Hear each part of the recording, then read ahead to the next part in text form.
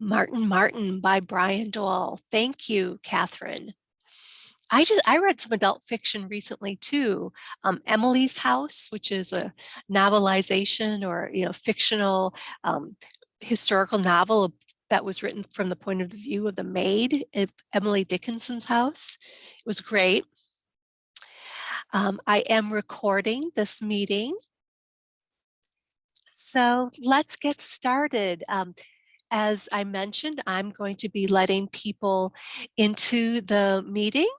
So bear with me as I do a few tasks at one time today. And I'm so glad that you all were able to join us. I hope you enjoy this meeting. And it's very informal. I created an agenda that I only sent out this morning. I apologize for that, but we can talk about other items that beyond those that are on the list. So Mary from Stoughton, thank you for recommending She Come By It Natural, Dolly Parton and the Women Who Lived Her Songs. Oh, that sounds great. I love Dolly Parton. Oh, what are all of these other great books that are coming up? We had a really fun inaugural Book Bites program on Friday, this past Friday, October 15th, where we just talked books. And it was our first program, our first meeting of it.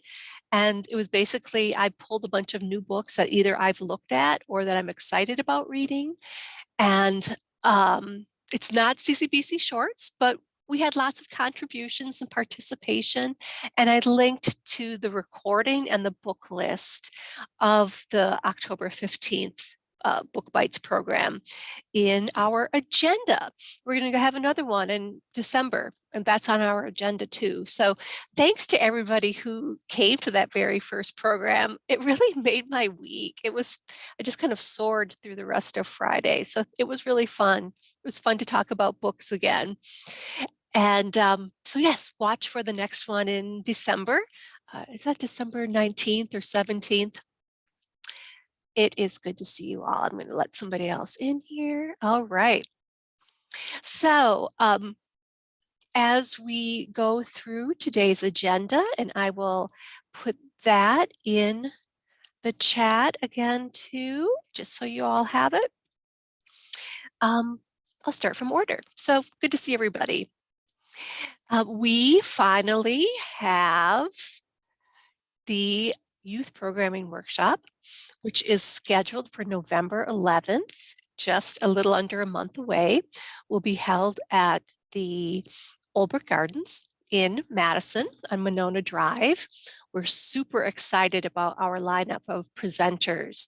We have Ann Moser from the Water Resource Library at the UW, and Hannah Arbuckle, and she is the outreach coordinator with the Great Lakes Indian Fish and Wildlife Commission. And they're going to be presenting a program for us about water in our backyard. I'm really excited that we were able to get Hannah to join us because she is going to be providing information about indigenous waterways and before colonization, how water was celebrated and how it was recognized by indigenous folk to Wisconsin. So that's going to be really great. And then in the afternoon, Jackie Weisenant is doing a journaling and illustration and a real creativity around water and around science. And Jackie is not only are they an illustrator, but they're also working on their PhD in entomology at UW-Madison. And I'm really looking forward to that afternoon presentation.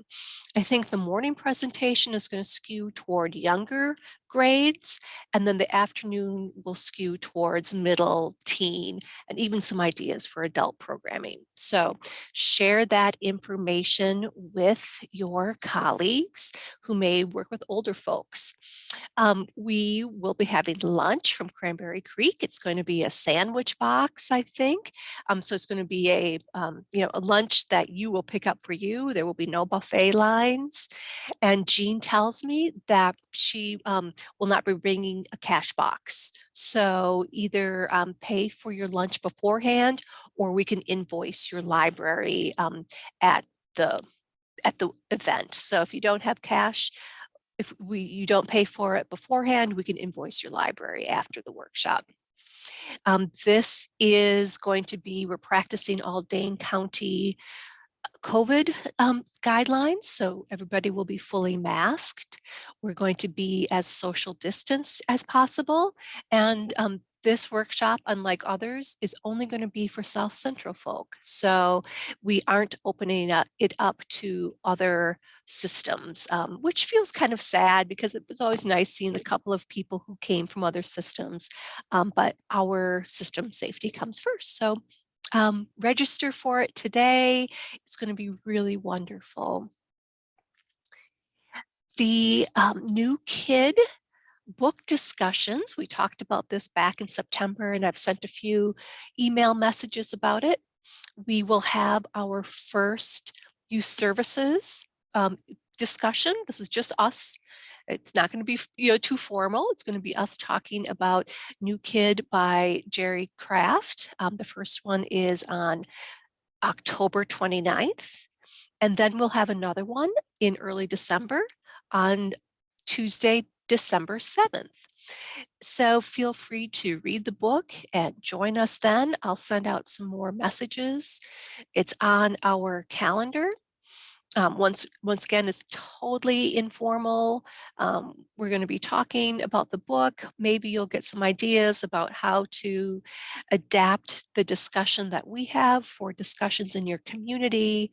And I think it's especially fitting right now because New Kid has actually been challenged as a book that supports critical race theory thinking. And yeah, I know, breaks my heart. So it's a real, the time is right to discuss this book. Let me know if you need a copy of it. I might be able to get a few more copies, otherwise place a hold on it. And if we need to talk more about it in early 2022, I can schedule that as well.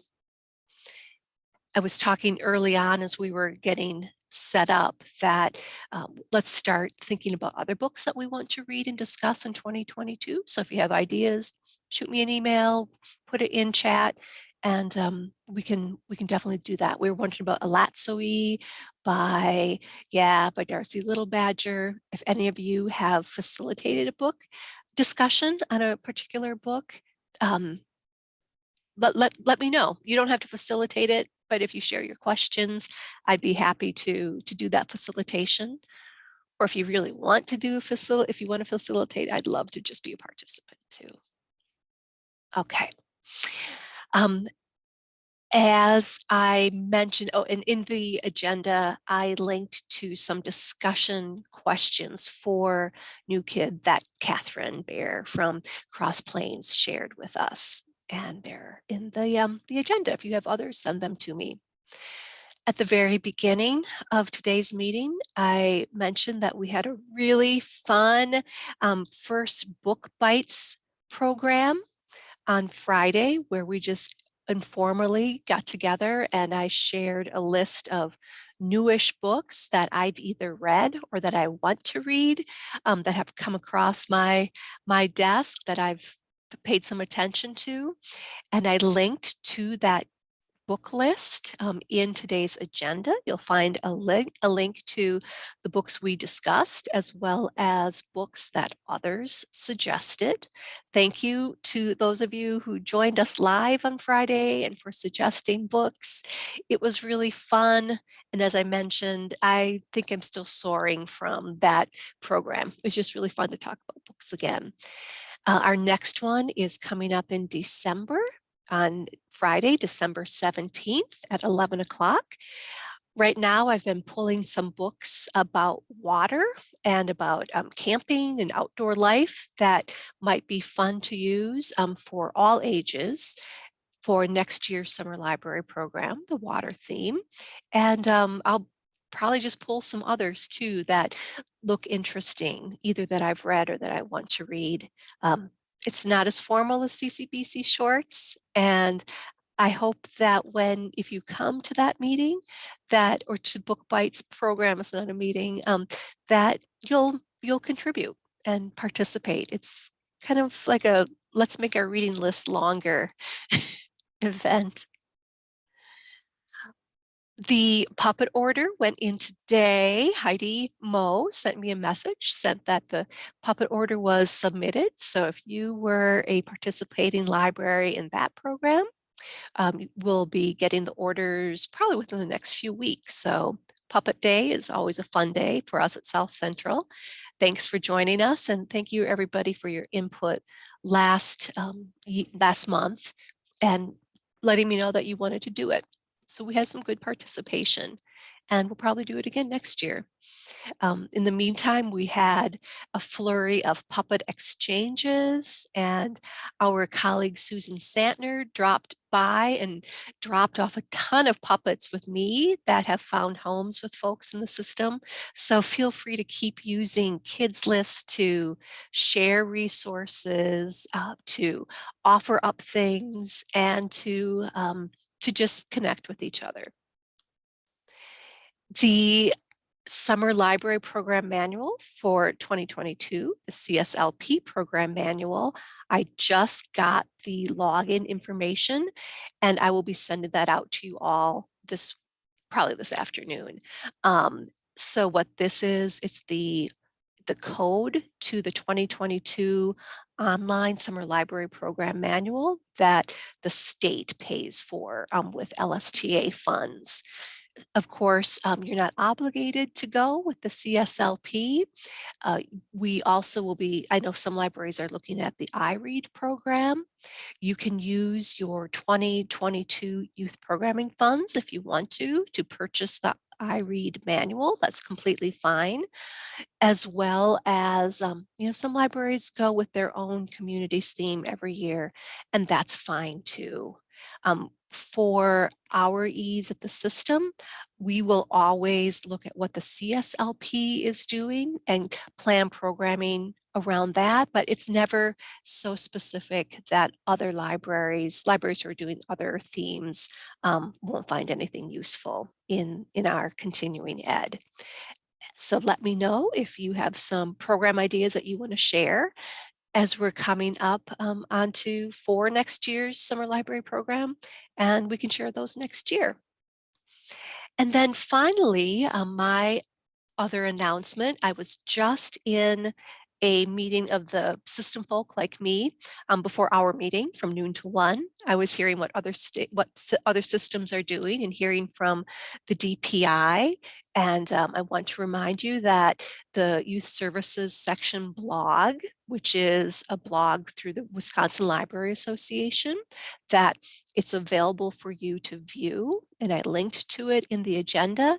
If you ever want to contribute to it, if you ever want to write an article for it, we can definitely do that.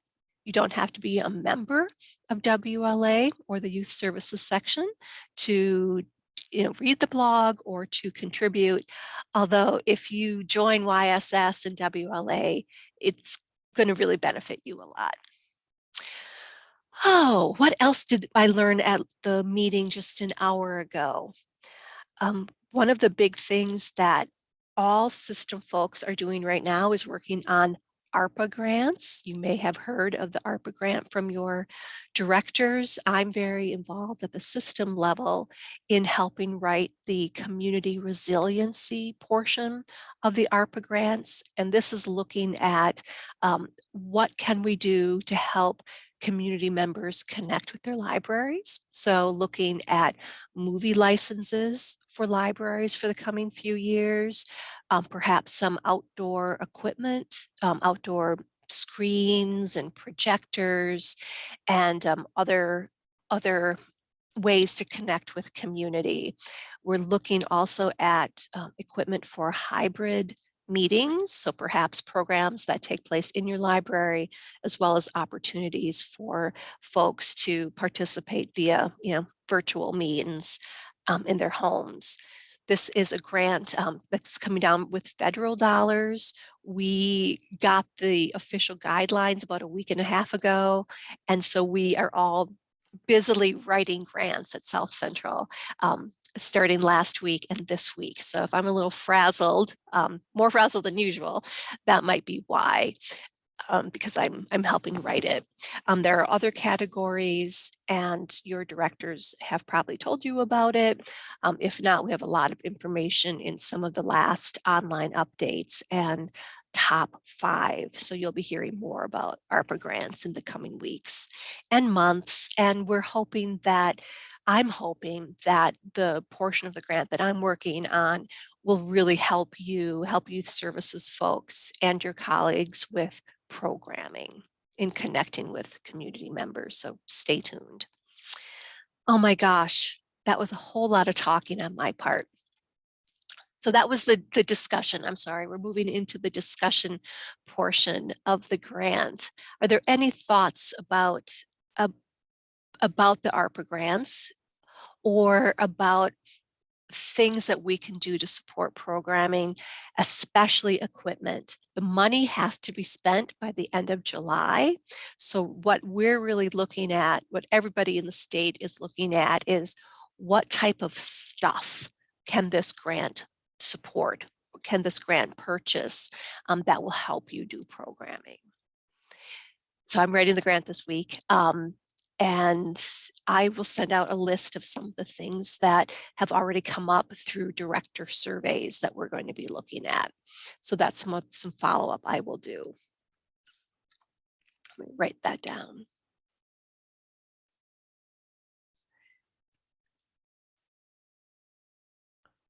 Okay. All right. So now I want to mute myself because I'm tired of hearing my own voice. And I want to hear what's going on or we all want to hear what's going on in your libraries. I thought we could start out with fall programming plans and anything else that you'd like to talk about for the next 40 minutes.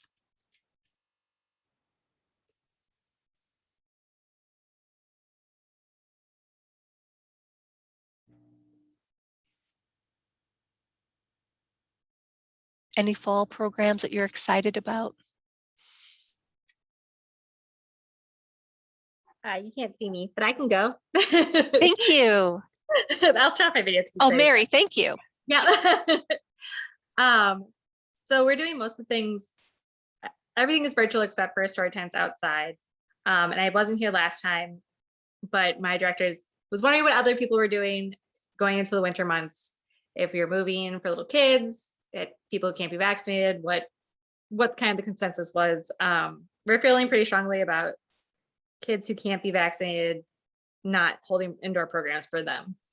But yeah, Nicole, you're saying that's how I'm leaning towards, but I was kind of wondering what everyone else was feeling like going into these colder months. And I'm planning on mostly virtual stuff. I did virtual book Pokemon for the first time at Stoughton and had 15 kids who loved it. There's a lot of good activities for virtual book Pokemon club through the different like library groups on Facebook. So like there's an escape room link, you can do choose your own adventures stories. There's just a ton of stuff. So I definitely recommend searching through those.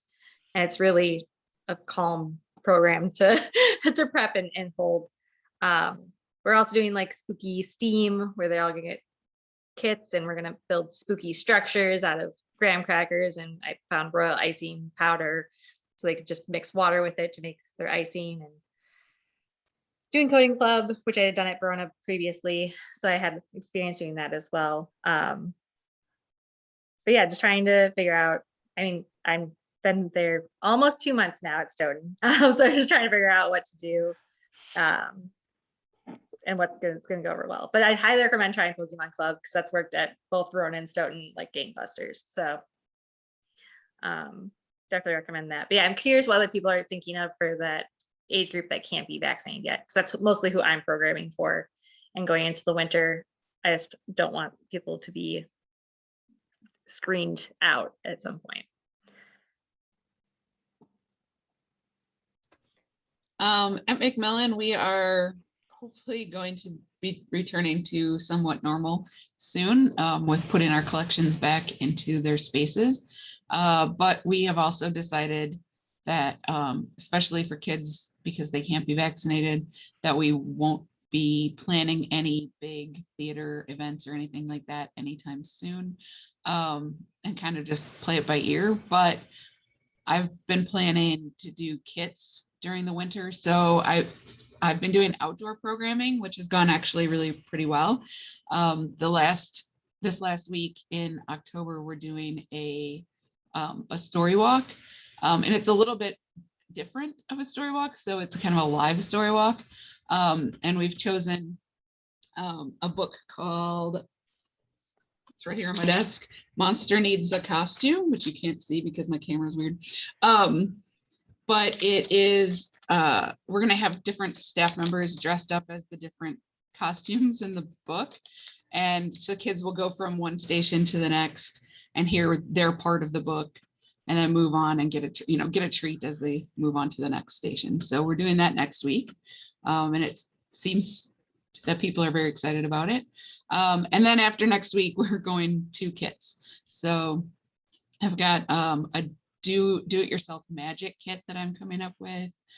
Just like stuff you can use around the house to make, an easy magic tricks. We've got like an origami kit coming up. And then in the new year, I've decided to do like country studies. So each month will be a different country, and we'll do like a recipe, we'll do some STEM activities, art, that kind of thing. So each week will be a different aspect of that country.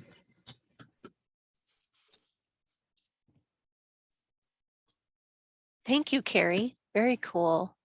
I do want to welcome Mary from Stoughton. Mary in her new position. We knew her from Verona, but now she's head of youth services at Stoughton. And we have Grace Moran from Spring Green, is new to our community as well. So welcome everybody. And I'm so sorry I didn't welcome you early on.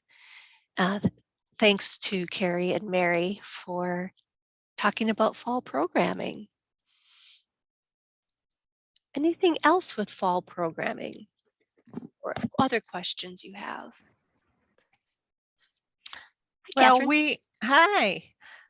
We are going back now to all virtual pretty much, except for some kits we're going to have to give away. I've been doing outdoor story times. Now we're going back to indoor story times. And one thing I'm excited about, I've been doing Dungeons and Dragons programs for about a year now, and for this fall, we're going to try a different role-playing game. It's called Tech Noir, and it takes place in the future. It's more mystery than fantasy like Dungeons and Dragons is. So hopefully it will interest some different kids, but I'm excited about that. And then I'll go back to just virtual story times, which I always do on Zoom so that I can interact with the kids. And that's about it. Thank you. Let's see, we have Katie in Poinet, that they've been offering in-person programs since June. And if it's nice outside, you go outside, is that right? I'm so bad at looking at the chats. Yep, if it's nice outside, 5th and 6th grade students meet outside. Some are masked up and some aren't. Thanks, Tiffany. I'm glad you were able to come for a little bit. And Nicole asks Catherine, what is the name of the mystery role-playing game? Thank you, Tech, and it's one word. Okay. I will link to that in the notes.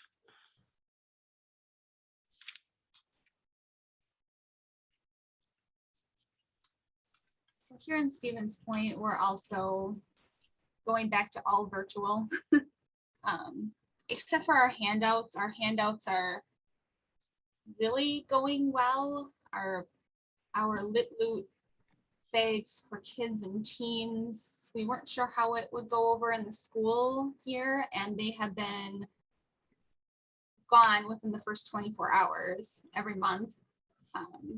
So those are all big. Our virtual attendance is kind of dropping off, but we don't feel comfortable, like you guys have said, forcing kids who are unvaccinated to gather in large groups for things like story time. And so far, my staff and I have said that we would be comfortable maybe doing some limited in-person events, especially for teens, if we can require masking. But so far, we have not been allowed to do that in our building.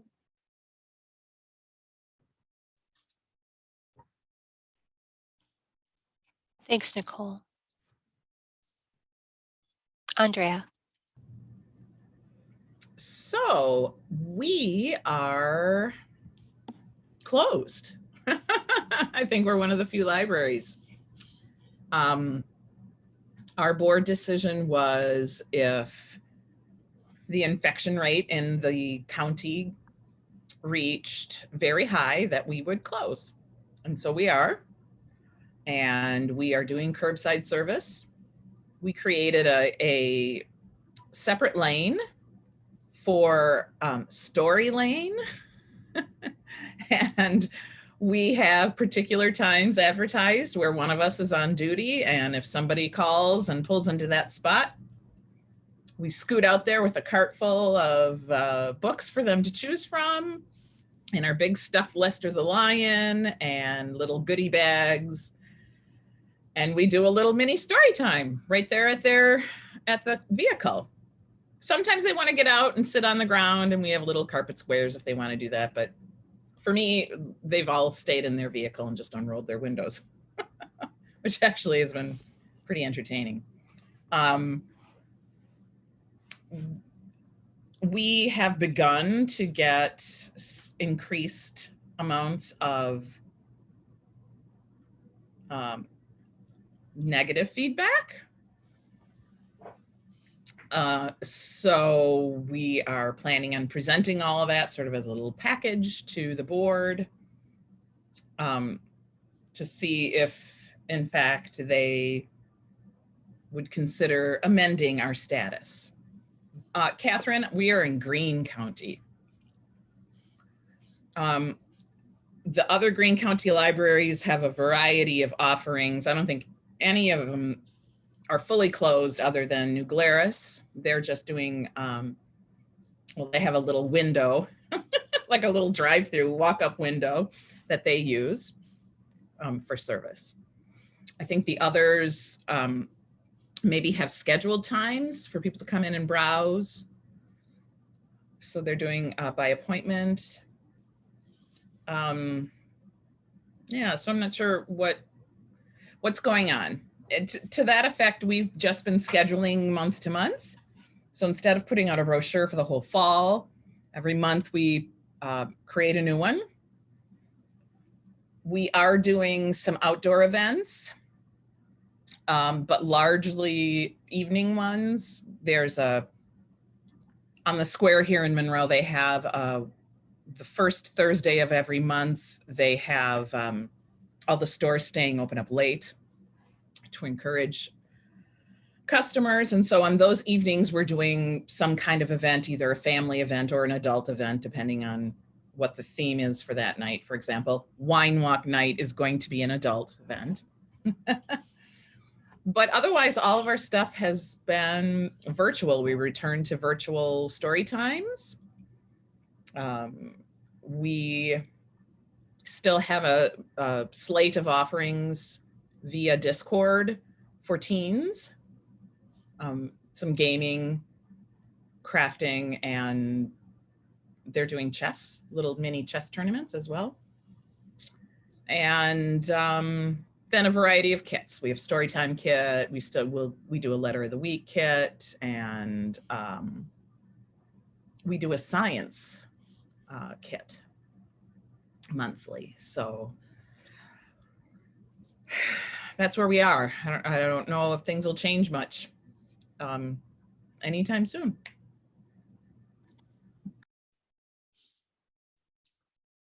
Thank you, Andrea.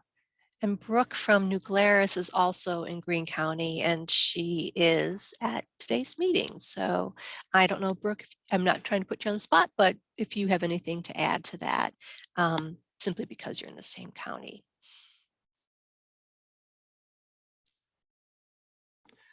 Okay. There is a lot of activity in the chat. Was it Patty? You said that you are doing the trick or treat Halloween program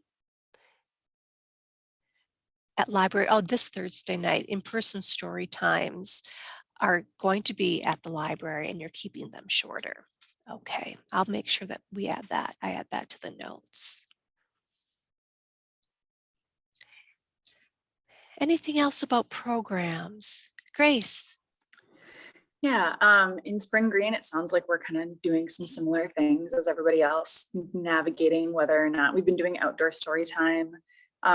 We have a class that comes over from one of the elementary schools, a pre-K class. And so we are thinking about moving to an indoor story time once the weather gets trickier, if we can keep that group smaller, because right now we have about 5 families that are coming regularly. And then the class of 17 kids would not be coming inside with us. But I am only in my first month here, a little over a month. So, and I have not been a children's librarian before. So I used to work with middle and high schoolers, but doing the little programming is kind of brand new to me. So it's been great to hear what all of you folks are doing. But yeah, we're doing like craft kits that go out a couple of times a month. We'll have a Halloween scavenger hunt the Saturday before Halloween at the library. And then in November, we're crossing our fingers for some decent weather still and hoping to do a nature walk program with a short story time near the pond out here. So yeah, just trying to figure out what makes sense. Well, thank you and welcome. If anybody has favorite early literacy program themes, let's send them to Grace. Shower her with some ideas and some fun to welcome her here. I'll happily take them. Thank you. Thank you, Grace. So we've been having this very similar conversation, for the last few months, that we're doing a lot of outdoor programming. The Storytime Lane, that is brilliant, Andrea, and the Take and Make programs. Once again, Heather Phelps from Prairie du Sac gave us links to all of her Take and Make and other program ideas. I'll link to that in the notes, but I think you could have a few years worth of ideas with the document that she shared with us. So thanks, Heather. Let me take a look. While I'm looking at the agenda, let's take a look at chat. Oh, thanks, Heather. That was like Christmas when I looked at that. There's a lot going on this fall for youth services. Nothing overwhelming, but I just want to make sure that everyone knows that we have a CCBC Shorts tomorrow. And that's from 9 to 9:30. You can find that on the today's agenda. You can find the information about how to register for it and get the go-to webinar link. And once again, that will be recorded. And all of the CCBC shorts that we've had this year and previous years are linked to the CCBC Shorts blog that I have linked to the meeting agenda. So you can take a look at other CCBC Shorts programs if you're interested. They're half an hour. They're fairly informal, but very, very informative. And they're usually about new books that are coming out on particular themes, and they're presented by the librarians from the CCBC. Usually it's Mary Lindgren and Megan Schlesman who are presenting those. The registration form will take you to registration for all 4 of the webinars, or all 3. We had one last September, or last month in September. So we have 3 more coming up for the year. There is a lot going on in November. On November 5th, there is a free virtual symposium from the University of Illinois that is looking at the Newbery Medal. The Newbery Medal turns 100 years old this year, and there is a free symposium about the Newbery Medal, about Newbery books and using them in programming, using them in your collections, and it's an all-day workshop. I think you can probably pop in and out, and there's information on the agenda. I plan on popping in and out, and I'm looking forward to attending a presentation that just is interesting and celebrating children's literature. The WLA, Wisconsin Library Association Conference, is coming up in mid-November, and the early bird registration special for that ends next week sometime. And there will be lots of youth programming, youth topic sessions at that conference. And it's all in person, and it's in Green Bay. So stay tuned for more information about that. I let you know that we have the in-person youth programming workshop is on November 11th. And then we have just scheduled the annual Early Literacy Summer Library Program webinar that I present, and that will be on Thursday, December 10th from 10 to 11. And registration for that event is also open. And stay tuned for more information about that, but I will be focusing on early literacy skill development, focusing on 6 different topical themes that might be appropriate and fun to use for the 2022 Summer Library Program. And yes, Heather, it will be recorded for those of you who have story time during that. So it'll be recorded. I generally make a handout that includes information and links to resources for each one of those 6 themes. So that will be available. You don't have to participate live. And I also linked to some of the previous months' webinars that we've recorded. The Charlotte Zolotow lecture with Christopher Myers was amazing. Probably one of the best lectures that I've listened in on in the last couple of years. It really made me think, and I want to listen to it again. And I've linked to the archived webinar in today's agenda. If anybody wants to talk about it with me, let me know. Nicole, I saw your hand raised. How did the discussion go the next day for that? You I know, was so bummed I forgot about it. I think I had one person who had to go to desk duty, which I was completely planning on something like that happening. I guess that's a question. If we want to, watch it on our own, if people want to watch it on your own and then come together and talk about it, I'd be happy to do that in the future. I forgot to add that to the agenda. I want to talk about it with people, but I need to freshen my my connection with it too. But I wrote down so many notes, really looking at what I took away from it is that Christopher Myers talked about children's literature as a shared and communal literature, that so many of us have connections to particular books because these are books that we share in community, whether it's being read, these books being read by a parent or caregiver to kids, reading together in a class, coming to libraries and hearing books together. And that is something that just struck a chord with me, that the literature that we work with really is much more community-based and shared. We have book discussions for adults, and adults are reading the same books, but there's this magical community around children's literature that made me feel really good about the work that we do.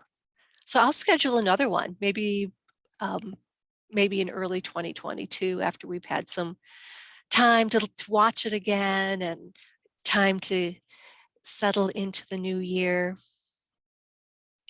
I'd love to talk about it. If I remember right, he had a really big water theme throughout the whole thing. too, Yes. So it would really relate to next summer. Thank you. That's right. What did he say? That water is that children's books are the water that we swim in because it's all around us. He had so many beautiful metaphors.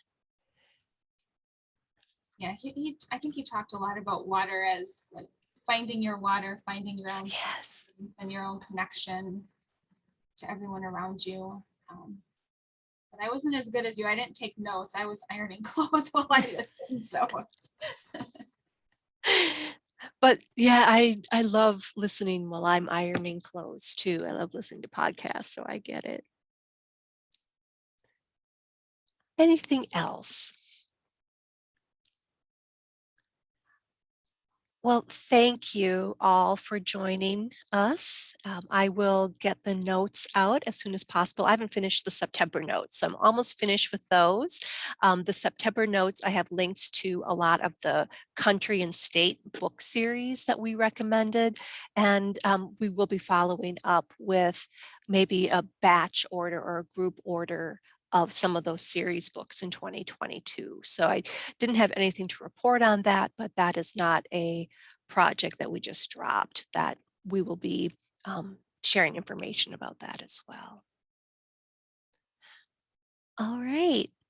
So we're not meeting like this in November because we have the youth programming workshop and a few other things going on, but our next youth services check-in meeting is in December. It is December 14th, a Tuesday at 1 o'clock. So I look forward to seeing you then. And I hope that you have the really great day for the rest of your day and the rest of the season.